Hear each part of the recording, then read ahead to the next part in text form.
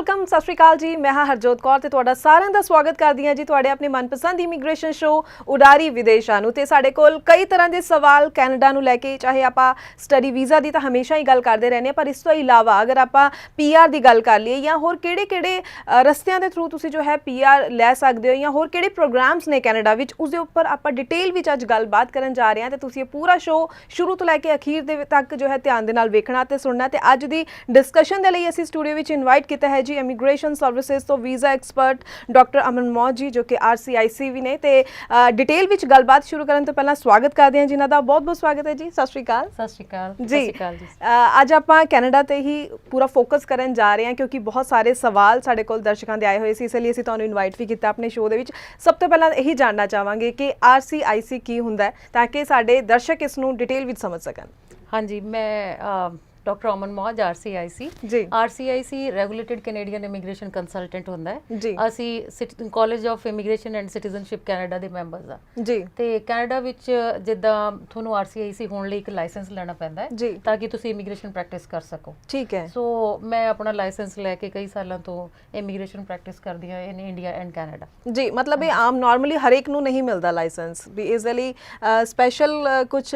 हाँ जी, ਇਹਦੇ ਲਈ ਤੁਹਾਨੂੰ ਕੈਨੇਡੀਅਨ ਪਰਮਾਨੈਂਟ ਰੈਜ਼ੀਡੈਂਟ ਹੋਣਾ ਹੁੰਦਾ ਹੈ ਤੇ ਉਸ ਤੋਂ ਬਾਅਦ ਤੁਸੀਂ ਇੱਕ ਪੜ੍ਹਾਈ ਕਰਕੇ ਉਸ ਤੋਂ ਬਾਅਦ ਲਾਇਸੈਂਸਿੰਗ ਐਗਜ਼ਾਮ ਦੇ ਕੇ ਉਸ ਤੋਂ ਬਾਅਦ ਤੁਹਾਨੂੰ ਲਾਇਸੈਂਸ ਮਿਲਦਾ ਹੈ। जी बिल्कुल। तो वाकई इस गल का फर्क तो पएगा ही क्योंकि खुद ਜਿਹੜੇ ਉੱਥੇ ਰਹਿਣ ਵਾਲੇ और ਉੱਥੋਂ पूरी पढ़ाई करके लाइसेंस अगर मिलिया तो ਤੁਹਾਨੂੰ भी सही गाइड करनगे ही ताकि ਤੁਸੀਂ सही रस्ते ਦੇ ਨਾਲ जो है कैनेडा विच जिस भी रस्ते ते चल के चाहे स्टडी वीज़ा ते जाना चाहते हो, चाहे PR, चाहे ਜਿਹੜੀ भी ऑप्शंस है अज आप डिटेल विच गल करांगे। तो सब तो पहला सवाल जो रहिंदा है PR ਨੂੰ ਲੈ ਕੇ, एक बहुत ਵੱਡਾ ਪੰਜਾਬ ਦੇ ਵਿੱਚ ਮੁੱਦਾ एक ਬਣਿਆ ਰਹਿੰਦਾ है कि PR हर कोई चाहता है लेकिन सही रस्ता समझ नहीं आता। कई बार कुछ कंसल्टेंट कुछ एजेंट्स मिसगाइड कर देंगे ने, प्रोफाइल पूरी खराब हो जाती है। सही रस्ता कैनेडा की PR ਲਈ ਕੀ ਹੈ? ਦੇਖੋ ਕੈਨੇਡਾ ਦੀ PR ਲਈ ਬਹੁਤ ਸਾਰੇ ਰਸਤੇ ਨੇ। ਆਲਮੋਸਟ 90 ਤਰੀਕੇ ਨੇ ਕੈਨੇਡਾ ਇਮੀਗ੍ਰੇਟ ਕਰਕੇ PR ਹੋਣ ਲਈ, ਪਰ ਹਰੇਕ ਪ੍ਰੋਫਾਈਲ ਦੇ ਹਿਸਾਬ ਨਾਲ ਤੁਹਾਨੂੰ ਅਲੱਗ-ਅਲੱਗ ਪ੍ਰੋਗਰਾਮ ਚੂਜ਼ ਕਰਨਾ ਹੈ। ਜਿੱਦਾਂ ਜੇ ਤੁਸੀਂ ਜੇ ਹਾਈ ਸਕਿੱਲ ਇਮੀਗ੍ਰੇਸ਼ਨ ਲਈ ਸੋਚਦੇ ਹੋ ਤਾਂ ਤੁਸੀਂ ਐਕਸਪ੍ਰੈਸ ਐਂਟਰੀ ਬਹੁਤ ਵਧੀਆ ਪ੍ਰੋਗਰਾਮ ਹੈ, ਫੈਡਰਲ ਸਕਿੱਲ ਵਰਕਰ ਪ੍ਰੋਗਰਾਮ। ਚਾਹੇ ਹੁਣ ਦਸੰਬਰ 2020 ਤੋਂ ਬਾਅਦ express entry federal skill worker programme ਦਾ ਡ੍ਰੌਪ ਪਾਜ਼ਡ ਹੈ because of the pandemic and but ਹੁਣ ਰੀਸੈਂਟਲੀ ਜਿਹੜਾ ਸ਼ੌਨ ਫਰੇਜ਼ਰ ਇਮੀਗ੍ਰੇਸ਼ਨ ਮਿਨਿਸਟਰ ਨੇ ਕੈਨੇਡਾ ਦੇ, ਉਹਨਾਂ ਨੇ ਰੀਸੈਂਟਲੀ ਕਿਹਾ ਹੈ ਕਿ ਬਹੁਤ ਜਲਦੀ ਫੈਡਰਲ ਸਕਿੱਲ ਵਰਕਰ ਪ੍ਰੋਗਰਾਮ ਤੇ ਕੈਨੇਡਾ ਐਕਸਪੀਰੀਅੰਸ ਕਲਾਸ ਦੇ ਜਿਹੜੇ ਐਕਸਪ੍ਰੈਸ ਐਂਟਰੀ ਦੇ ਡਰਾਜ਼ ਨੇ ਉਹ ਕੈਨੇਡਾ ਦੁਬਾਰਾ ਸਟਾਰਟ ਕਰੇਗਾ। ਜੀ ਜੀ ਹਾਂਜੀ, ਤਾਂ ਕਰਕੇ ਇਹ ਤੇ ਹਾਈ ਸਕਿੱਲ ਇਮੀਗ੍ਰੇਸ਼ਨ ਹੋ ਗਈ। ਉਹ ਤੋਂ ਬਾਅਦ ਕੁਝ ਲੋਕ ਹੁੰਦੇ ਜਿਨ੍ਹਾਂ ਕੋਲ ਕੋਈ ਟ੍ਰੇਡਸ ਦਾ ਸਕਿੱਲ ਹੈ ਤੇ ਉਹਨਾਂ ਲਈ ਫੈਡਰਲ ਸਕਿੱਲ ਟ੍ਰੇਡ ਪ੍ਰੋਗਰਾਮ ਹੁੰਦਾ ਹੈ। ਠੀਕ ਹੈ। ਉਹ ਤੋਂ ਬਾਅਦ ਸਾਡੇ ਕੋਲ ਪ੍ਰੋਵਿੰਸ਼ੀਅਲ ਨੋਮੀਨੀ ਪ੍ਰੋਗਰਾਮਸ ਨੇ ਜਿਹੜੇ ਕੈਨੇਡਾ ਦੀ ਹਰੇਕ ਅਲੱਗ-ਅਲੱਗ ਪ੍ਰੋਵਿੰਸ ਦੇ, ਜਿੱਦਾਂ ਇੰਡੀਆ ਵਿੱਚ ਆਪਾਂ ਸਟੇਟ ਕਹਿੰਦੇ, ਕੈਨੇਡਾ ਵਿੱਚ ਪ੍ਰੋਵਿੰਸਸ ਹੁੰਦੀਆਂ, ਸੋ ਅਲੱਗ-ਅਲੱਗ ਪ੍ਰੋਵਿੰਸ ਦਾ ਆਪਣਾ ਪ੍ਰੋਗਰਾਮ ਹੈ। ਉਹ ਤੋਂ ਬਾਅਦ ਸਾਡੇ ਕੋਲ rural northern immigration programme, then Atlantic immigration programme. Atlantic immigration programme ਹੈ ਜਿਹੜਾ ਇਹ ਪਹਿਲਾਂ ਐਟਲਾਂਟਿਕ ਇਮੀਗ੍ਰੇਸ਼ਨ ਪਾਇਲਟ ਪ੍ਰੋਗਰਾਮ ਹੁੰਦਾ ਸੀਗਾ, ਜਿਹੜਾ 5 ਸਾਲ ਲਈ ਕੈਨੇਡਾ ਨੇ 2017 ਚ ਸ਼ੁਰੂ ਕੀਤਾ ਸੀ, ਪਰ ਇਸ ਸਾਲ ਤੋਂ ਇਹਨੂੰ ਇੱਕ ਪਰਮਾਨੈਂਟ ਹਿੱਸਾ ਬਣਾ ਦਿੱਤਾ ਗਿਆ ਹੈ ਕੈਨੇਡਾ ਦੀ ਇਮੀਗ੍ਰੇਸ਼ਨ ਦਾ। ਇਹ ਕੈਨੇਡਾ ਦੀਆਂ 4 ਐਟਲਾਂਟਿਕ ਪ੍ਰੋਵਿੰਸਿਸ ਜਿਹੜੀਆਂ ਕਿ Nova Scotia, Newfoundland and Labrador, New Brunswick ਤੇ ਪ੍ਰਿੰਸ ਐਡਵਰਡ ਆਈਲੈਂਡ, ਉਹਨਾਂ ਵਿੱਚ ਤੁਹਾਡੇ ਜਾ ਕੇ ਪੱਕੇ ਤੌਰ ਤੇ ਸੈਟਲ ਹੋਣ ਲਈ ਇਹ ਪ੍ਰੋਗਰਾਮ ਹੈ। ਜੀ ਅਸੀਂ ਹਰ ਇੱਕ ਤਰ੍ਹਾਂ ਦੀ ਇਮੀਗ੍ਰੇਸ਼ਨ ਲਈ ਆਪਣੇ ਕਲਾਇੰਟਸ ਦੀ ਹੈਲਪ ਕਰਦੇ ਹਾਂ, ਸਟਾਰਟਿੰਗ ਫਰੋਮ ਸਟੂਡੈਂਟ ਵੀਜ਼ਾ, ਉਸ ਤੋਂ ਬਾਅਦ ਵਰਕ ਪਰਮਿਟਸ, ਉਸ ਤੋਂ ਬਾਅਦ ਤੁਹਾਡੀ permanent residence and provincial nominee programs. ਜੀ ਜੀ ਜੀ ਬਿਲकुल। ਤੇ ਆਪਣੇ ਦਰਸ਼ਕਾਂ ਨੂੰ ਜ਼ਰੂਰ ਕਹਿਣਾ ਚਾਹਾਂਗੇ ਕਿ ਤੁਸੀਂ ਵੀ ਜੋ ਹੈ ਇਮੀਗ੍ਰੇਸ਼ਨ ਸਰਵਿਸਿਜ਼ ਤੋਂ ਆਪਣੀ ਪ੍ਰੋਫਾਈਲ ਦੇ ਅਕੋਰਡਿੰਗਲੀ ਜੋ ਹੈ ਐਡਵਾਈਸ ਲੈ ਸਕਦੇ ਹੋ, ਸਹੀ ਗਾਈਡੈਂਸ ਲੈ ਸਕਦੇ ਹੋ। ਲਗਾਤਾਰ ਨੰਬਰ ਵੀ ਡਿਸਪਲੇ ਹੋ ਰਿਹਾ ਸਕਰੀਨ ਦੇ ਉੱਪਰ, ਤੁਸੀਂ ਇਹਨਾਂ ਨੰਬਰਸ ਦੇ ਉੱਪਰ ਕਾਲ ਕਰਕੇ ਇਮੀਗ੍ਰੇਸ਼ਨ ਸਰਵਿਸਿਜ਼ ਦੀ ਟੀਮ ਦੇ ਨਾਲ ਰਾਬਤਾ ਕਾਇਮ ਕਰ ਸਕਦੇ ਹੋ। ਇਹਨਾਂ ਦੇ ਆਫਿਸ ਜੋ ਨੇ ਲੁਧਿਆਣਾ, ਰਾਜਪੁਰਾ ਤੇ ਦਿੱਲੀ ਵਿੱਚ ਹੈ। ਇਹਨਾਂ ਦਾ ਕੈਨੇਡਾ ਬਰੈਂਪਟਨ ਵਿੱਚ ਵੀ ਆਫਿਸ ਹੈ ਤਾਂ ਕਿ ਤੁਹਾਨੂੰ ਕਿਸੇ ਵੀ ਤਰ੍ਹਾਂ ਦੀ ਸਰਵਿਸ ਪ੍ਰੋਵਾਈਡ ਕਰਾਉਣ ਵਿੱਚ ਕੋਈ ਰੁਕਾਵਟ ਨਾ ਆਵੇ। ਸੋ ਲੁਧਿਆਣਾ, ਜਲੰਧਰ ਤੇ ਦਿੱਲੀ ਵਿੱਚ ਆਫਿਸ ਹੈ, ਜਿੱਥੇ ਤੁਹਾਨੂੰ ਨੇੜੇ ਲੱਗੇ ਤੁਸੀਂ ਉੱਥੇ ਵਿਜ਼ਿਟ ਕਰ ਸਕਦੇ ਹੋ, ਆਪਣੇ ਡਾਕੂਮੈਂਟਸ ਨਾਲ ਲੈ ਕੇ ਜਾ ਸਕਦੇ ਹੋ ਤਾਂ ਕਿ ਤੁਹਾਨੂੰ ਸਹੀ ਗਾਈਡੈਂਸ ਦੇ ਨਾਲ ਸਹੀ ਰਸਤਾ ਪਤਾ ਚੱਲ ਸਕੇ। ਤੇ ਆਪਾਂ ਜੋ ਹੈ ਪ੍ਰੋਫਾਈਲ ਵਾਈਜ਼ ਵੀ ਥੋੜਾ ਡਿਸਕਸ ਜ਼ਰੂਰ ਕਰਨਾ ਚਾਹਾਂਗੇ ਕਿਉਂਕਿ ਜਦੋਂ ਇੰਨੀ ਸਾਰੀ ਆਪਸ਼ਨਸ ਹੁੰਦੀਆਂ ਨੇ, ਦਰਸ਼ਕ ਜਿਹੜੇ ਨੇ ਪ੍ਰੋਗਰਾਮ ਵੇਖ ਰਹੇ ਹੁੰਦੇ ਨੇ, ਕਈ ਵਾਰ ਕਨਫਿਊਜ਼ ਹੋ ਜਾਂਦੇ ਨੇ ਨਾ। ਪਰ ਡਿਟੇਲ 'ਚ ਗੱਲ ਕਰਾਂਗੇ, ਪਰ ਪਹਿਲਾਂ ਵਰਕ ਪਰਮਿਟ ਦੇ ਉੱਪਰ ਮੈਂ ਇੱਕ ਸਵਾਲ ਕਰਨਾ ਚਾਹੂੰਗੀ ਕਿ ਪੰਜਾਬ ਦੇ ਵਿੱਚ ਅਸੀਂ ਨਾਰਮਲੀ ਦੇਖਦੇ ਹਾਂ ਵਰਕ ਪਰਮਿਟ ਨੂੰ ਲੈ ਕੇ ਬਹੁਤ ਸਾਰੇ ਰਿਊਮਰਸ, ਬਹੁਤ ਸਾਰੇ ਫਰਾਡ ਹੋ ਰਹੇ ਨੇ, ਤਾਂ ਉਸ ਚੀਜ਼ ਦਾ ਸਹੀ ਰਸਤਾ ਅਗਰ ਦੇਖੀਏ ਕਿ ਅਸਲ ਵਿੱਚ ਵਰਕ ਪਰਮਿਟ ਅਗਰ ਕੈਨੇਡਾ ਦਾ ਹੈ ਤਾਂ ਕੀ ਹੈ ਉਹ? ਜਾਂ ਕੈਨੇਡਾ ਵਰਕ ਪਰਮਿਟ ਦਿੰਦਾ ਹੈ ਜਿਹੜੇ ਲੋਕੀ ਕੈਨੇਡਾ ਵਿੱਚ ਕੋਈ ਕੰਮ ਕਰਨ ਲਈ ਕੋਈ ਐਲੀਜੀਬਲ ਨੇ, ਉਹਨਾਂ ਕੋਲ ਉਸ ਕੰਮ ਕਰਨ ਲਈ ਐਜੂਕੇਸ਼ਨ ਹੈ, ਪ੍ਰੋਪਰ ਐਕਸਪੀਰੀਅੰਸ ਹੈ ਤੇ ਵਰਕ ਪਰਮਿਟ ਬਿਲਕੁਲ ਮਿਲਦਾ ਹੈ। ਤੇ ਇਹਦੇ ਵਿੱਚ ਕੁਝ ਇਦਾਂ ਦਾ ਨਹੀਂ ਹੈ ਕਿ ਕੋਈ ਫਰਾਡ ਵਾਲੀ ਗੱਲ ਹੈ, ਪਰ ਜਿੱਦਾਂ ਵੀ ਕਿਸੇ ਵੀ ਫੋਰਨ ਨੈਸ਼ਨਲ ਨੇ ਜਦੋਂ ਕੈਨੇਡਾ 'ਚ ਜਾ ਕੇ ਕੰਮ ਕਰਨਾ ਹੈ ਤੇ ਉਹਨੂੰ LMI ਅਪਰੂਵਡ ਵਰਕ ਪਰਮਿਟ ਲੈਣਾ ਪੈਂਦਾ ਹੈ। LMI labour market impact assessment ਉਹਨੂੰ ਕਹਿੰਦੇ ਨੇ। ਤੇ ਦੋ ਤਰ੍ਹਾਂ ਦੇ ਵਰਕ ਪਰਮਿਟਸ ਨੇ ਵੈਸੇ, ਇੱਕ ਕਲੋਜ਼ਡ ਹੁੰਦੇ ਤੇ ਇੱਕ ਓਪਨ ਹੁੰਦੇ। ਓਪਨ ਵਰਕ ਪਰਮਿਟ 'ਚ ਇੱਕ ਬਹੁਤ ਆਮ ਜਿਹੜਾ ਆਪਣੇ ਇੱਥੋਂ ਹੋ ਰਿਹਾ ਹੈ ਸਪਾਊਸਲ ਓਪਨ ਵਰਕ ਪਰਮਿਟ ਹੈ, ਜਿਹੜਾ ਕਿ ਜੇ ਤੁਹਾਡਾ ਕੋਈ ਜਿਹੜਾ ਤੁਹਾਡਾ ਸਪਾਊਸ ਹੈ, ਮਤਲਬ ਯੋਰ ਹਸਬੈਂਡ ਔਰ ਵਾਈਫ, ਜੇ ਉਹ ਕੈਨੇਡਾ ਵਿੱਚ ਫੁੱਲ ਟਾਈਮ ਸਟੂਡੈਂਟ ਨੇ ਤੇ ਉਹਦਾ ਜਿਹੜਾ ਸਪਾਊਸ ਇੰਡੀਆ 'ਚ ਹੈਗਾ ਉਹਨੂੰ ਓਪਨ ਵਰਕ ਪਰਮਿਟ ਮਿਲਦਾ ਹੈ। ਜਾਂ ਫਿਰ ਜਿਹੜਾ ਵੀ ਬੰਦਾ ਕੈਨੇਡਾ ਵਿੱਚ ਵਰਕਰ ਹੈ ਤੇ ਨੌਕੋਡ OAB ਦੀ ਜੌਬ ਕਰ ਰਿਹਾ ਤੇ ਉਹਦੇ ਸਪਾਊਸ ਨੂੰ ਓਪਨ ਵਰਕ ਪਰਮਿਟ ਮਿਲਦਾ ਹੈ। ਹਾਂਜੀ, ਤੇ ਬਾਕੀ ਜਿਹੜੇ ਵਰਕ ਪਰਮਿਟਸ ਤੇ ਲੋਕੀ ਇੰਡੀਆ ਤੋਂ ਜਾ ਸਕਦੇ ਆ ਉਹ ਅਲੱਗ-ਅਲੱਗ ਤਰ੍ਹਾਂ ਦੇ ਹਾਈ ਸਕਿੱਲ, ਲੋ ਸਕਿੱਲ, ਹਰੇਕ ਤਰ੍ਹਾਂ ਦੇ ਵਰਕ ਪਰਮਿਟਸ ਹੁੰਦੇ ਨੇ। ਤੇ ਪਹਿਲਾਂ ਇਦਾਂ ਯੂਜੂਅਲੀ ਜਦੋਂ LMIA ਕਰਾ ਕੇ ਵਰਕ ਪਰਮਿਟ ਹੁੰਦਾ ਸੀ 2 ਸਾਲ ਲਈ ਬੰਦਾ ਕੈਨੇਡਾ 'ਚ ਕੰਮ ਕਰਦਾ ਸੀਗਾ, ਪਰ ਹੁਣ 4 ਅਪ੍ਰੈਲ ਤੋਂ ਕੈਨੇਡਾ ਨੇ ਆਪਣਾ ਜਿਹੜਾ ਪੋਸਟ ਪੈਂਡੈਮਿਕ ਜਿਹੜੀ ਲੇਬਰ ਸ਼ਾਰਟੇਜ ਨੂੰ ਘੱਟ ਕਰਨ ਲਈ ਉਹਨਾਂ ਨੇ LMIA ਤੋਂ ਬਾਅਦ ਵਰਕ ਪਰਮਿਟ ਦਾ ਟਾਈਮ ਵਧਾ ਕੇ 3 ਸਾਲ ਕਰ ਦਿੱਤਾ ਹੈ, ਤਾਂ ਕਿ ਲੋਕੀ ਜ਼ਿਆਦਾ ਦੇਰ ਤੱਕ ਕੈਨੇਡਾ 'ਚ ਕੰਮ ਕਰ ਸਕਣ ਤੇ ਆਪਣੀ ਪਰਮਾਨੈਂਟ ਇਮੀਗ੍ਰੇਸ਼ਨ ਲਈ ਰਸਤੇ ਐਕਸਪਲੋਰ ਕਰ ਸਕਣ। ਜੀ ਬਿਲਕੁਲ। ਤੇ ਮੈਨੂੰ ਪੂਰੀ ਉਮੀਦ ਹੈ ਕਿ ਅਸੀਂ ਸ਼ੋਅ ਦੇ ਵਿੱਚ ਜਿੰਨੇ ਵੀ ਡਿਸਕਸ਼ਨ ਕਰ ਰਹੇ ਹਾਂ, ਜੋ ਵੀ ਚਰਚਾ ਕਰ ਰਹੇ ਹਾਂ, ਤੁਸੀਂ ਇਸ ਸਾਰੀ ਗੱਲਬਾਤ ਨੂੰ ਧਿਆਨ ਨਾਲ ਜ਼ਰੂਰ ਸੁਣ ਰਹੇ ਹੋਣੇ, ਕਿਉਂਕਿ ਇੱਕ ਪੁਆਇੰਟ ਤੁਹਾਡੇ ਲਈ ਬਹੁਤ ਖਾਸ ਹੋਣ ਵਾਲਾ ਹੈ। ਕਿਉਂਕਿ ਜੇਕਰ ਤੁਸੀਂ ਕੈਨੇਡਾ ਦਾ ਸੁਪਨਾ ਵੇਖਿਆ ਹੋਇਆ, ਕੈਨੇਡਾ ਲਈ ਅਪਲਾਈ ਕਰਨਾ ਚਾਹ ਰਹੇ ਹੋ, ਚਾਹੇ ਆਪਾਂ PR ਦੀ ਗੱਲ ਕਰੀਏ, ਅਸੀਂ ਸਟੱਡੀ ਵੀਜ਼ਾ ਦੀ ਵੀ ਗੱਲ ਕਰਾਂਗੇ ਤੇ ਹੋਰ ਸਪੈਸ਼ਲ ਪ੍ਰੋਗਰਾਮਸ ਦੀ ਵੀ ਗੱਲ ਕਰਾਂਗੇ ਜੋ ਸ਼ਾਇਦ ਤੁਹਾਨੂੰ ਹੁਣ ਤੱਕ ਨਹੀਂ ਵੀ ਪਤਾ ਹੋਣ, ਉਹ ਸਾਰੀ ਜਾਣਕਾਰੀ ਅੱਜ ਇਸ ਸ਼ੋਅ ਵਿੱਚ ਇਨਕਲੂਡ ਕਰਨ ਦੀ ਕੋਸ਼ਿਸ਼ ਕਰਾਂਗੇ। ਤੇ ਚਲੋ ਵਰਕ ਪਰਮਿਟ ਦਾ ਆਪਾਂ ਕਲੀਅਰ ਕਰ ਚੁੱਕੇ ਹਾਂ। ਤੁਸੀਂ ਪਹਿਲਾਂ ਐਕਸਪ੍ਰੈਸ ਐਂਟਰੀ ਦੀ ਵੀ ਗੱਲ ਕੀਤੀ ਸੀ ਤੇ ਉਹ ਕਾਫੀ ਚਿਰ ਤੋਂ ਜੋ ਹੈ ਹੋਲਡ ਤੇ ਪਈਆਂ ਹੋਈਆਂ, ਉਹ ਮਤਲਬ ਖੁੱਲਿਆ ਨਹੀਂ ਹੈ ਹਾਲੇ। ਇੱਕ ਵਾਰ ਤਾਂ ਹੁਣ ਕਦੋਂ ਕੁ ਲੱਗ ਰਿਹਾ ਕਿ ਦੁਬਾਰਾ ਤੋਂ ਐਕਸਪ੍ਰੈਸ ਐਂਟਰੀ ਵਿੱਚ ਜਿਹੜੀਆਂ ਪ੍ਰੋਫਾਈਲਸ ਲੱਗੀਆਂ ਨੇ ਉਹਨਾਂ ਦੇ ਵੀਜ਼ਾਸ ਆ ਸਕਦੇ ਨੇ? ਬਹੁਤ ਵੇਟ ਕਰ ਰਹੇ ਨੇ ਕਈ ਚਿਰ ਤੋਂ। ਦੇਖੋ ਇਦਾਂ ਹੈ ਕਿ ਵੀ ਜਿਹੜਾ ਐਕਸਪ੍ਰੈਸ ਐਂਟਰੀ 'ਚ ਜਿਹੜੀਆਂ ਫਾਈਲਸ ਲੱਗੀਆਂ ਹੋਈਆਂ ਸੀਗੀਆਂ ਉਹਨਾਂ ਦੀ ਪ੍ਰੋਸੈਸਿੰਗ ਨਹੀਂ ਸੀ ਹੋ ਰਹੀ, ਬਟ ਇਹ ਹੁਣ ਹੋਣੀ ਸਟਾਰਟ ਹੋ ਗਈ ਹੈ। ਜਿਹੜੇ ਲੋਕਾਂ ਦੇ ਜਦੋਂ ਲਾਸਟ ਜਿਹੜੇ ਡਰਾਅ ਆਏ ਸੀਗੇ ਫੈਡਰਲ ਸਕਿੱਲ ਵਰਕਰ ਪ੍ਰੋਗਰਾਮ ਦੇ, ਜਿਹੜੇ ਲਾਸਟ ਡਰਾਅਸ ਅਕਤੂਬਰ ਦਸੰਬਰ 'ਚ ਆਏ ਸੀਗੇ, ਉਸ ਟਾਈਮ ਜਿਹੜੇ ਲੋਕਾਂ ਦੀਆਂ ਫਾਈਲਸ ਪਿਕ ਹੋਈਆਂ ਸੀ ਉਹਨਾਂ ਦੇ ਹੁਣ ਰਿਜ਼ਲਟ ਆਣੇ ਸ਼ੁਰੂ ਹੋ ਗਏ ਨੇ। ਉਹਨਾਂ ਨੂੰ ਪਰਮਾਨੈਂਟ ਰੈਜ਼ੀਡੈਂਸ ਮਤਲਬ ਕਨਫਰਮੇਸ਼ਨ ਆਫ ਪਰਮਾਨੈਂਟ ਰੈਜ਼ੀਡੈਂਸ ਮਿਲਣ ਲੱਗ ਗਈ। ਹਾਂਜੀ, ਤੇ ਉਹ ਤੋਂ ਬਾਅਦ ਇਦਾਂ ਹੈ ਕਿ ਕੈਨੇਡਾ ਦੀ ਇਕਨੋਮੀ ਡਿਪੈਂਡ ਕਰਦੀ ਹੈ ਇਮੀਗ੍ਰੇਸ਼ਨ ਤੇ ਜਿਹੜਾ ਫੈਡਰਲ ਸਕਿੱਲ ਵਰਕਰ ਪ੍ਰੋਗਰਾਮ ਹੈਗਾ ਇਹ ਇੱਕ ਬਹੁਤ ਹੀ ਸਕਸੈਸਫੁਲ ਪ੍ਰੋਗਰਾਮ ਰਿਹਾ ਹੈ ਅੱਜ ਤੱਕ। ਤੇ ਆਪ ਕੈਨੇਡਾ ਦੇ ਇਮੀਗ੍ਰੇਸ਼ਨ ਮਿਨਿਸਟਰ ਨੇ ਕਿਹਾ ਹੈ ਕਿ ਕੈਨੇਡਾ ਕਦੀ ਵੀ ਨਹੀਂ ਚਾਹੇਗਾ ਕਿ ਇੰਨਾ ਸਕਸੈਸਫੁਲ ਪ੍ਰੋਗਰਾਮ ਉਹ ਬੰਦ ਕਰ ਦੇਵੇ। ਠੀਕ ਹੈ, ਤੇ ਇਹਦੇ ਕਰਕੇ ਜਿਹੜਾ ਐਪਲੀਕੇਸ਼ਨਸ ਦਾ ਬੈਕਲੌਗ ਹੈ ਉਹਨੂੰ ਪੂਰਾ ਕਰਨ ਤੋਂ ਬਾਅਦ ਬਹੁਤ ਜਲਦੀ ਫੈਡਰਲ ਸਕਿੱਲ ਵਰਕਰ ਪ੍ਰੋਗਰਾਮ ਦੇ ਡਰਾਜ਼ ਫਿਰ ਤੋਂ ਸਾਹਮਣੇ ਆਉਣਗੇ, ਸ਼ੁਰੂ ਹੋਣਗੇ। ਤੇ ਉਹਦੇ ਨਾਲ ਕੈਨੇਡਾ ਜਿਹੜਾ ਦੂਜਾ ਜਦੋਂ ਪੈਂਡੈਮਿਕ ਵਿੱਚ ਫੈਡਰਲ ਸਕਿੱਲ ਵਰਕਰ ਪ੍ਰੋਗਰਾਮ ਦਾ ਡਰਾ ਨਹੀਂ ਆਇਆ ਤੇ ਉਹਨਾਂ ਨੇ ਆਪਣਾ ਜਿਹੜਾ ਕੈਨੇਡਾ ਦਾ ਇਮੀਗ੍ਰੇਸ਼ਨ ਟਾਰਗੇਟ ਪੂਰਾ ਕੀਤਾ ਵਿਦ ਕੈਨੇਡਾ ਐਕਸਪੀਰੀਅੰਸ ਕਲਾਸ। ਠੀਕ ਹੈ, ਪਿਛਲੇ ਸਾਲ 14 ਫਰਵਰੀ ਨੂੰ ਇਤਿਹਾਸਿਕ ਜਦੋਂ ਕੈਨੇਡਾ ਐਕਸਪੀਰੀਅੰਸ ਕਲਾਸ ਦਾ ਡਰਾ 75 CRS ਤੇ ਨਿਕਲਿਆ ਤੇ ਜਿੰਨੇ ਵੀ ਲੋਕੀ ਜਿਨ੍ਹਾਂ ਨੇ ਆਪਣੀ ਐਕਸਪ੍ਰੈਸ ਐਂਟਰੀ ਪੂਲ ਵਿੱਚ ਕੈਨੇਡਾ ਐਕਸਪੀਰੀਅੰਸ ਕਲਾਸ ਲਈ ਫਾਈਲ ਲਗਾਈ ਹੋਈ ਸੀ, almost everybody got a chance to file their permanent residence. ਠੀਕ ਹੈ, ਤੇ ਉਹ ਸਾਰਾ ਕੁਝ ਕੈਨੇਡਾ ਐਕਸਪੀਰੀਅੰਸ ਕਲਾਸ ਦਾ ਡਰਾ ਆਂਦਾ ਰਿਹਾ। ਫਿਰ 14 ਸਤੰਬਰ ਤੋਂ ਬਾਅਦ ਸੈਪਟੈਂਬਰ 2021 ਤੋਂ ਲਾਸਟ ਆ ਕੇ ਉਹ ਤੋਂ ਬਾਅਦ ਉਹ ਵੀ ਬੰਦ ਹੋ ਗਿਆ। ਬਟ ਹੁਣ ਰੀਸੈਂਟ ਇੰਟਰਵਿਊ ਵਿੱਚ ਜਿੱਦਾਂ ਮੈਂ ਪਹਿਲਾਂ ਵੀ ਕਿਹਾ, ਕੈਨੇਡੀਅਨ ਇਮੀਗ੍ਰੇਸ਼ਨ ਮਿਨਿਸਟਰ ਸ਼ੌਨ ਫਰੇਜ਼ਰ ਨੇ ਕਿਹਾ ਹੈ ਕਿ ਅਸੀਂ ਬਹੁਤ ਜਲਦੀ ਇਹ ਮਤਲਬ ਉਹਨਾਂ ਨੇ ਕਿਹਾ spring is almost the time right now in Canada ਕਿ ਅਸੀਂ spring ਵਿੱਚ ਦੁਬਾਰਾ ਤੋਂ ਕੈਨੇਡਾ ਐਕਸਪੀਰੀਅੰਸ ਕਲਾਸ ਦੇ ਡਰਾ ਦੁਬਾਰਾ ਤੋਂ ਚਾਲੂ ਕਰਾਂਗੇ। ਓਕੇ, ਜੀ ਬਿਲਕੁਲ, ਯਾਨੀ ਜਲਦੀ ਹੀ ਜੋ ਹੈ ਫਿਰ ਤੋਂ ਐਕਸਪ੍ਰੈਸ ਐਂਟਰੀ ਦੇ ਵਿੱਚ ਫਾਈਲਿੰਗ ਹੋਣੀ ਸ਼ੁਰੂ ਹੋ ਜਾਏਗੀ। ਹਾਂਜੀ, ਫਾਈਲਿੰਗ ਤੇ ਹੁੰਦੀ ਹੀ ਹੈ ਪਰ ਰੁਕਿਆ ਹੋਇਆ ਹੈ, ਮਤਲਬ ਹਾਂਜੀ ਐਕਸਪ੍ਰੈਸ ਐਂਟਰੀ ਵਿੱਚ ਜਦੋਂ ਤੁਸੀਂ ਆਪਣੀ ਫਾਈਲ ਲਗਾ ਦਿੰਦੇ ਹੋ ਤੁਹਾਡਾ ਜਿਹੜਾ ਪ੍ਰੋਫਾਈਲ ਹੈ 1 ਸਾਲ ਲਈ ਵੈਲਿਡ ਹੁੰਦਾ ਤੇ 1 ਸਾਲ ਜੇ ਡਰਾ ਨਹੀਂ ਆਂਦਾ ਤੇ ਤੁਹਾਡਾ ਉਹ ਪ੍ਰੋਫਾਈਲ ਐਕਸਪਾਇਰ ਹੋ ਜਾਂਦਾ, ਤੁਹਾਨੂੰ ਦੁਬਾਰਾ ਬਣਾਉਣਾ ਪੈਂਦਾ। ਜੀ ਚਲੋ, ਇਹ ਤਾਂ ਆਪਾਂ ਸਮਝ ਗਏ, ਪਰ ਆਪਾਂ ਕਿਉਂ ਨਾ ਇੱਕ ਵਾਰੀ ਦਰਸ਼ਕਾਂ ਨੂੰ ਇਹ ਵੀ ਦੱਸ ਦਈਏ ਕਿ ਐਕਸਪ੍ਰੈਸ ਐਂਟਰੀ ਵਿੱਚ ਲਈ ਕੌਣ ਐਲੀਜੀਬਲ ਹੈ, ਕੌਣ ਇਸ ਦੇ ਲਈ ਅਪਲਾਈ ਕਰ ਸਕਦਾ ਹੈ? ਐਕਸਪ੍ਰੈਸ ਐਂਟਰੀ ਵਿੱਚ ਐਲੀਜੀਬਲ ਹੋਣ ਲਈ ਤੁਸੀਂ ਇੱਕ ਤਾਂ ਤੁਹਾਨੂੰ ਸਭ ਤੋਂ ਪਹਿਲਾਂ ਲੈਂਗੁਏਜ ਰਿਕੁਆਇਰਮੈਂਟ ਦੇਖਣੀ ਹੈ ਆਪਣੀ, ਤੁਹਾਨੂੰ ਲੈਂਗੁਏਜ ਰਿਕੁਆਇਰਮੈਂਟ ਪੂਰੀ ਕਰਨੀ ਹੈ। ਉਸ ਤੋਂ ਬਾਅਦ ਤੁਹਾਡੇ ਕੋਲ ਜੇ ਤੁਸੀਂ ਨੌਕੋਡ OA ਦੀ ਜੌਬ ਤੇ ਜਾ ਰਹੇ ਹੋ ਸਪੋਜ਼ਿੰਗ, ਤੁਹਾਡੇ ਕੋਲ ਯੂਨੀਵਰਸਿਟੀ ਐਜੂਕੇਸ਼ਨ ਹੋਣੀ ਚਾਹੀਦੀ ਹੈ। ਉਸ ਤੋਂ ਬਾਅਦ ਤੁਹਾਡੇ ਕੋਲ ਲਾਸਟ 5 ਸਾਲਾਂ ਵਿੱਚ 1 ਸਾਲ ਦਾ ਐਟਲੀਸਟ ਐਕਸਪੀਰੀਅੰਸ ਹੋਣਾ ਚਾਹੀਦਾ ਉਸ ਚੀਜ਼ ਦਾ ਜਿਹੜੀ ਚੀਜ਼ ਲਈ ਤੁਸੀਂ ਅਪਲਾਈ ਕਰਨ ਲੱਗੇ ਹੋ। ਠੀਕ ਹੈ, ਜਿਹੜੇ ਨੌਕੋਡ ਜਿੱਦਾਂ ਆਪਾਂ ਇੰਡੀਆ ਵਿੱਚ ਕਲਾਸ 1 2 3 4 ਜੌਬਸ ਹੁੰਦੀਆਂ, ਕੈਨੇਡਾ ਵਿੱਚ ਨੌਕੋਡ OA B ਜੀ। ਕਰਕੇ ਜੌਬਸ ਹੁੰਦੀਆਂ, ਤਾਂ ਜਿਹੜੇ ਨੌਕ ਕੋਡ ਲਈ ਤੁਸੀਂ ਅਪਲਾਈ ਕਰ ਰਹੇ ਹੋ ਉਸ ਨੌਕ ਕੋਡ ਦੀ ਤੁਸੀਂ ਐਲੀਜੀਬਿਲਟੀ ਰਿਕੁਆਇਰਮੈਂਟ ਪੂਰੀ ਕਰਨੀ ਹੈ, education wise, language requirement wise and experience wise. ਠੀਕ ਹੈ। ਉਸ ਤੋਂ ਬਾਅਦ ਤੁਸੀਂ ਇੱਕ ਐਲੀਜੀਬਿਲਟੀ ਕ੍ਰਾਈਟੇਰੀਆ ਹੁੰਦਾ ਹੈ, 100 ਵਿੱਚੋਂ ਨੰਬਰ ਦਿੱਤੇ ਜਾਂਦੇ, 67 ਪੁਆਇੰਟਸ ਲੈਣੇ, ਜੇ ਤੁਹਾਡੇ ਉਹ ਬਣਦੇ ਤਾਂ ਤੁਸੀਂ ਐਕਸਪ੍ਰੈਸ ਐਂਟਰੀ 'ਚ ਆਪਣੀ ਫਾਈਲ ਲਗਾ ਸਕਦੇ ਹੋ ਫੈਡਰਲ ਸਕਿੱਲ ਵਰਕਰ ਪ੍ਰੋਗਰਾਮ ਵਿੱਚ। ਜੀ ਜੀ ਜੀ ਬਿਲਕੁਲ। ਉਸ ਤੋਂ ਬਾਅਦ ਜਿਹੜਾ ਇਹਦਾ ਦੂਜਾ ਪਾਰਟ ਹੈਗਾ Canada experience class.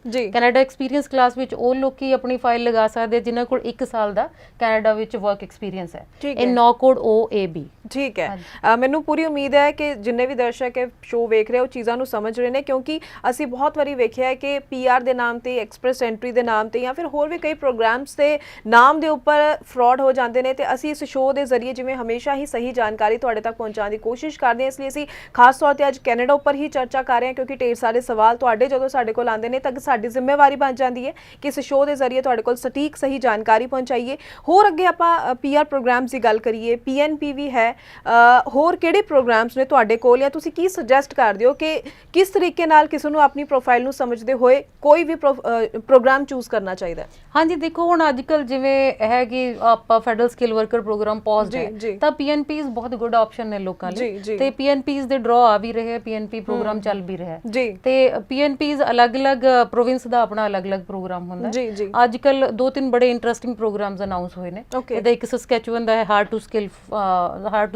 To fill skills pilot programme, ਤੇ hard to fill skills pilot programme ਉਹ ਲੋ ਐਂਡ ਇੰਟਰਮੀਡੀਏਟ ਸਕਿੱਲਸ ਵਾਲੇ ਪੋਜੀਸ਼ਨਸ ਲਈ ਹੈਗਾ, ਜਿਨ੍ਹਾਂ ਵਿੱਚ ਕੰਮ ਕਰਨ ਵਾਲੇ ਲੋਕਾਂ ਦੀ ਸਸਕੈਚੁਅਨ ਨੂੰ ਲੋੜ ਹੈ। ਠੀਕ ਹੈ, ਤੇ ਉਹਦੇ ਵਿੱਚ ਕੰਮ ਕਰਨ ਲਈ ਸਸਕੈਚੁਅਨ ਨੇ ਡਿਫਰੈਂਟ ਨੌਕ ਕੋਡਸ ਕੱਢੇ ਨੇ, ਤੇ ਜਿਹੜੀ ਇਹਦੇ ਲਈ ਅਪਲਾਈ ਕਰਨ ਲਈ ਐਲੀਜੀਬਿਲਟੀ ਰਿਕੁਆਇਰਮੈਂਟ ਜ਼ਿਆਦਾ ਨਹੀਂ ਹੈਗੀ। ਤੁਹਾਨੂੰ ਜਿੱਦਾਂ 10+2 12ਵੀਂ ਤੱਕ ਦੀ ਐਜੂਕੇਸ਼ਨ ਹੋਣੀ ਚਾਹੀਦੀ ਹੈ ਤੁਹਾਡੇ ਕੋਲ, ਤੇ IELTS ਦੀ ਰਿਕੁਆਇਰਮੈਂਟ ਵੀ ਜ਼ਿਆਦਾ ਨਹੀਂ ਹੈ, CLB4 ਤੁਸੀਂ ਲੈਣਾ ਹੈ। ਤੇ ਜਿਹੜੇ ਵੀ ਆਕੂਪੇਸ਼ਨ ਲਈ ਤੁਸੀਂ ਅਪਲਾਈ ਕਰਨਾ ਚਾਹੁੰਦੇ ਹੋ ਉਹਦੇ ਲਈ ਤੁਹਾਡੇ ਕੋਲ ਆਪਣੇ ਹੋਮ ਕੰਟਰੀ ਵਿੱਚ 1 ਸਾਲ ਦਾ ਐਕਸਪੀਰੀਅੰਸ ਹੋਣਾ ਚਾਹੀਦਾ। ਠੀਕ ਹੈ, ਜੇ ਤੁਹਾਡੇ ਕੋਲ ਉਹ ਐਕਸਪੀਰੀਅੰਸ ਨਹੀਂ ਹੈਗਾ ਤੁਸੀਂ ਫਿਰ ਵੀ, ਤੇ ਇਹਦੀ ਰਿਕੁਆਇਰਮੈਂਟ ਜਿਹੜੀ ਮੇਨ ਹੈ ਉਹ ਇਹ ਹੈ ਕਿ ਤੁਹਾਨੂੰ ਸਸਕੈਚੁਅਨ ਦੇ ਕਿਸੇ EMPLOYER ਕੋਲੋਂ ਜੌਬ ਆਫਰ ਲੈਣੀ ਹੈ, SINP ਅਪਰੂਵਡ ਜੌਬ ਆਫਰ। ਠੀਕ ਹੈ, ਤੇ ਜੇ ਬਾਈ ਚਾਂਸ ਤੁਹਾਡੇ ਕੋਲ ਆਪਣੇ ਹੋਮ ਕੰਟਰੀ ਵਿੱਚ ਉਹ ਆਕੂਪੇਸ਼ਨ 'ਚ 1 ਸਾਲ ਦਾ ਐਕਸਪੀਰੀਅੰਸ ਨਹੀਂ ਹੈਗਾ, ਤੁਸੀਂ ਸਸਕੈਚੁਅਨ ਜਾ ਕੇ 6 ਮਹੀਨੇ ਕੰਮ ਕਰਕੇ ਉਹ ਤੋਂ ਬਾਅਦ ਪਾਇਲਟ ਵਿੱਚ ਆਪਣੀ ਐਪਲੀਕੇਸ਼ਨ ਲਾ ਸਕਦੇ ਹੋ।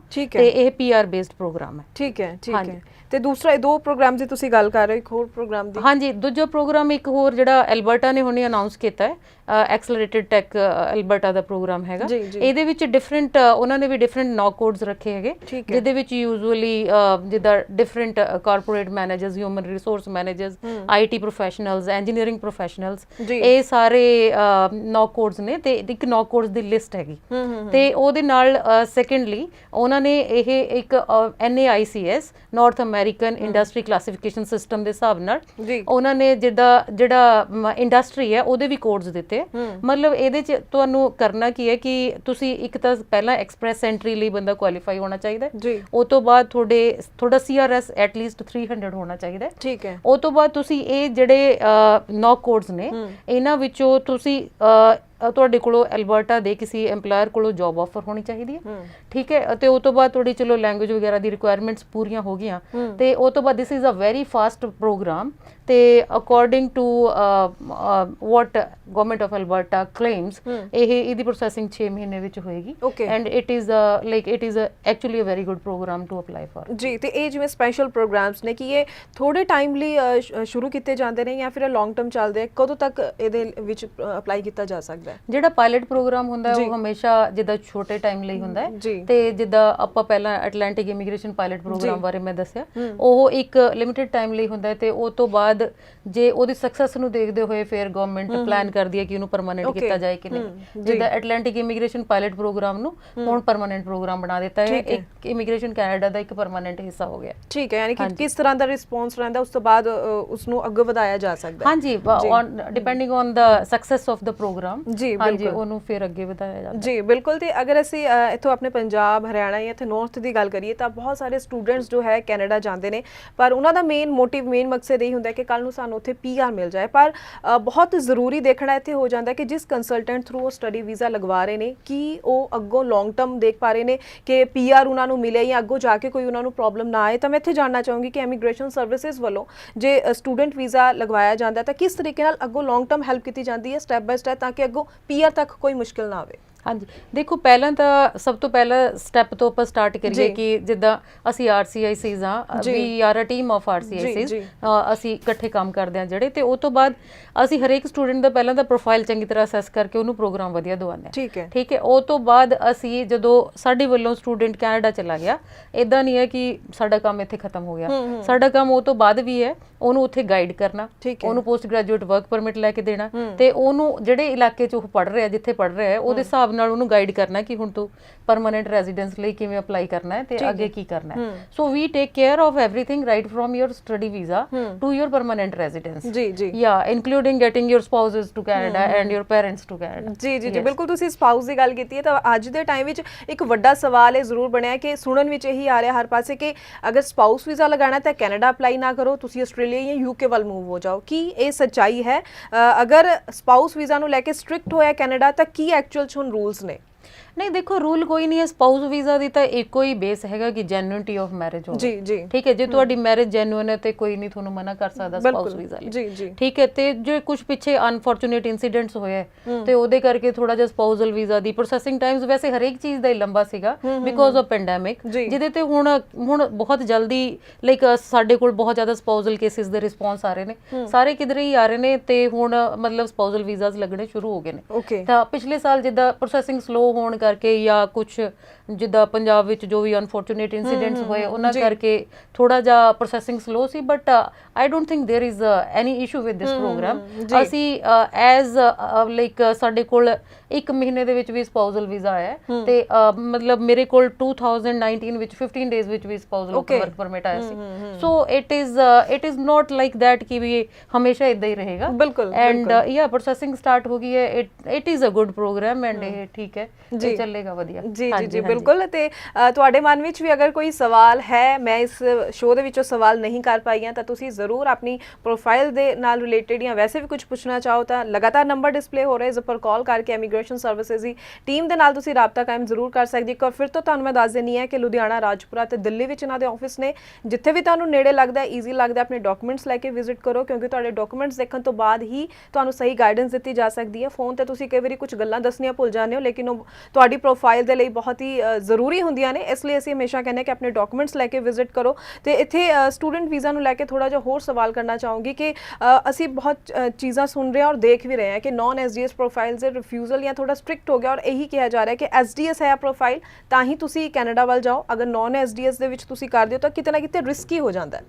हाँ जी, देखो नॉन एसडीएस इस साल रिस्की है, ते मैं ते कोई भी स्टूडेंट है जिहड़ा तैयारी कर रहा है कैनेडा जाण दी, चाहता कि मैं कैनेडा ही जाना है, ते जे ओहदे किसी एक मॉड्यूल विच 5.5 ने, मैं ते उहनूं यही सलाह दिंदी हां कि दोबारा आइल्स लो। ठीक है, वर्क ऑन इट, ते फिर उस तो बाद अपनी प्रोफाइल बना के लाओ। Why to waste time and energy, and पैसा भी वेस्ट हो जाता, टाइम एंड एनर्जी सारा कुछ वेस्ट होंदा है। सो या जे स्टूडेंट वीज़ा ते जाना है, हाँ तुसीं ट्राई करो कि तुसीं अपनी जिहड़ी फाइल है ਉਹ ਐਸਡੀਐਸ ਕੈਟਾਗਰੀ ਵਿੱਚ ਹੀ ਲਗਾਓ।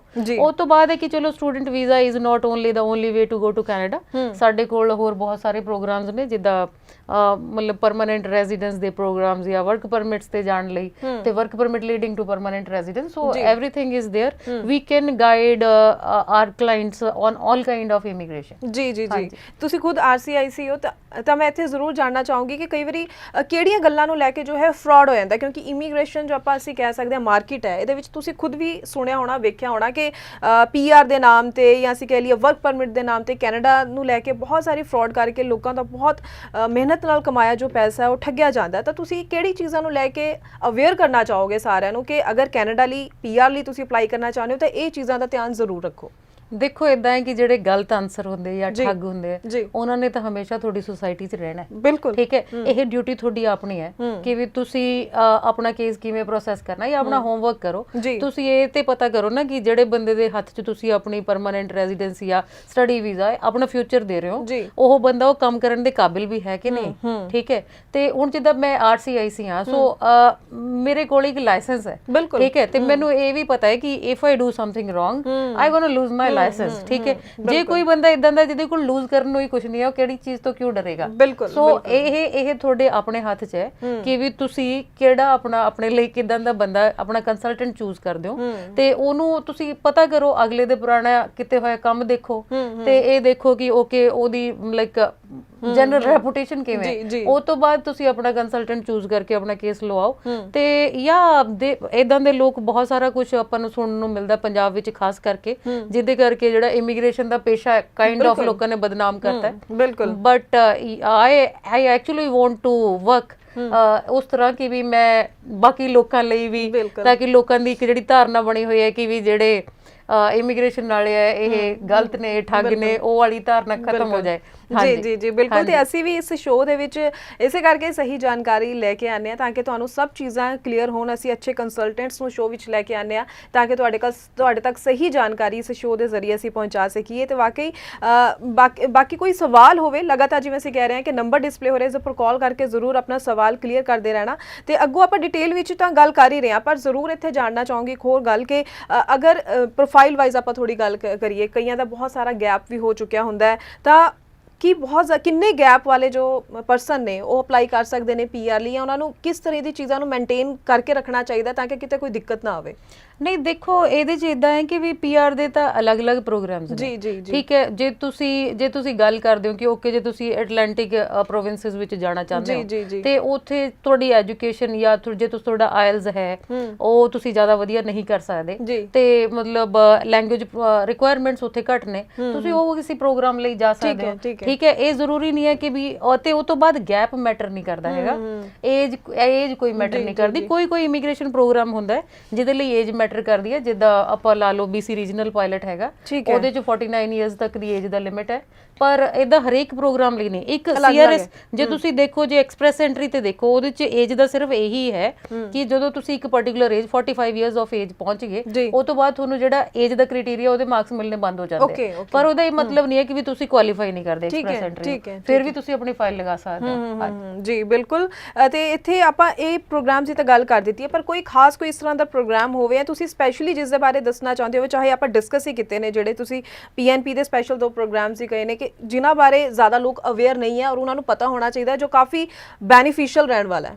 ਹਾਂਜੀ, ਹੁਣ ਜਿੱਦਾਂ ਮੈਂ ਗੱਲ ਕੀਤੀ ਸੀਗੀ ਸਸਕੈਚੁਅਨ ਦੇ ਪ੍ਰੋਗਰਾਮ ਦੀ, ਇਹ ਹੁਣੇ ਹੀ ਪ੍ਰੋਗਰਾਮ ਸਟਾਰਟ ਹੋਇਆ 16 ਜਨਵਰੀ ਤੋਂ। ਸਸਕੈਚੁਅਨ ਗਵਰਨਮੈਂਟ ਨੇ ਐਮਪਲੋਇਰਸ ਤੋਂ ਫਾਈਲਸ ਲੈਣੀਆਂ ਸ਼ੁਰੂ ਕੀਤੀਆਂ ਨੇ ਆਪਣੀ SINP ਨੂੰ ਅਪਰੂਵ ਕਰਾਉਣ ਲਈ, ਮਤਲਬ ਜੌਬਸ ਨੂੰ ਅਪਰੂਵ ਕਰਾਉਣ ਲਈ। ਤੇ ਇਹ ਨਵਾਂ ਪ੍ਰੋਗਰਾਮ ਹੈ, ਇਹ ਤੋਂ ਜਿੰਨੇ ਲੋਕ ਜਿਹੜੇ ਲੋ ਸਕਿੱਲ ਜਾਂ ਇੰਟਰਮੀਡੀਏਟ ਸਕਿੱਲ ਜਿਨ੍ਹਾਂ ਕੋਲ ਹੈਗੇ ਪੰਜਾਬ ਵਿੱਚ, ਉਹ ਲੋਕ ਇਹ ਸਕੀਮ ਤੋਂ ਬਹੁਤ ਜ਼ਿਆਦਾ ਫਾਇਦਾ ਲੈ ਸਕਦੇ।